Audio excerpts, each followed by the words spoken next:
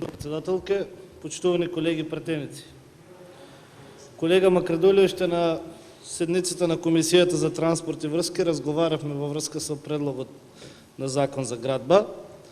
И тогаш и денеска треба да кажеме дека навистина има некои одредби од законот кои што после неговото поминување во прва фаза ќе организираме јавна трибина на кои што сите и политичари или луѓе од фелата ќе ги искажат своите мислења во врска со одредени одредби. И јас верувам дека доколку тие одредби бидат конструктивни, мислам дека нема да има проблем од страна на предлагачите да бидат и прифатени. Затоа јас ве разбирам како опозиција дека треба овде да настапувате со речник во стилот дрзок, безобразен, кукавички. Можеби тоа е вашиот стил на однесување и мислите дека на тој начин ќе ги придобиете симпатиите од граѓаните.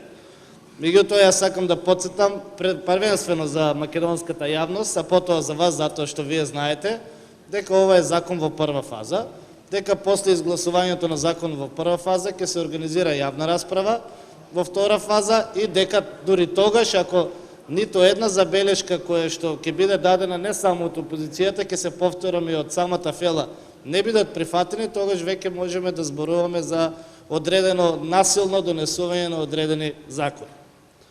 Исто така не треба да ги манипулираме граѓаните со една работа на која што ви реплицирав и во текот на комисијата, а тоа е дека благодарение на кампањата на Милија Некиевски и благодарение на свеста на 342.000 баратели за легализација на нивните објекти, владата на ВМРО ДПМН ќе ги оценува за наредните локални избори. Прво, знаете дека барањата не се поднесуваат во Министерство за транспорт и врски, туку се поднесуваат во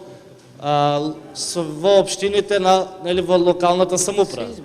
Дали тоа значи дека СДСМ пред време има одредена стратегија во Куманово, Струмица, Охрид и другите, Новосело и другите градови, каде што локалната самоуправа и раководителите на оделението за урбанизам се припадници на СДСМ, на овој начин да ги оценуваат граѓаните во врска со наредните локални избори.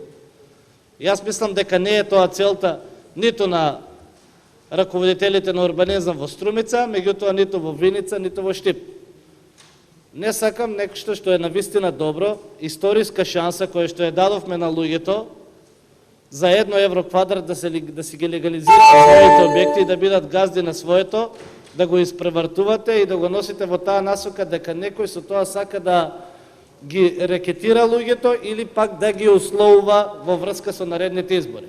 Ако е така, ве молам одговорите дали тоа ви е истата тактика и во Струмица, Куманово, Охрид и така натаму. Благодарам.